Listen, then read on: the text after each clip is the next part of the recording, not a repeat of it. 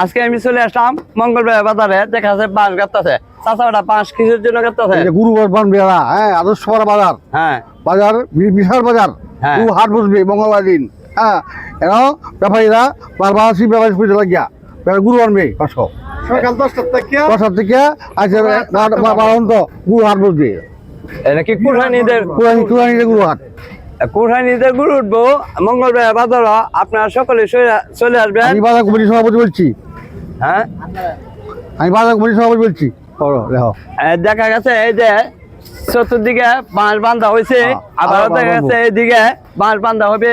এই যে এদিক দিয়ে আর এই যে এদিকে বাঁশ বান্ধা আছে। আমরা সকলেই চলে আসবো ফুলেরঘাট মঙ্গলবার বাজার আদর্শটা ভাড়া গাঁয়ে। বিরাট বড় গরু উঠে, যারা যারা গরু কিনতে পারেন না আপনারা সকলে চলে আসবেন। এই যে মঙ্গলবার বাজারে ভিডিওটা বেশি বেশি শেয়ার করে দিবেন। হ্যাঁ হ্যাঁ হ্যাঁ।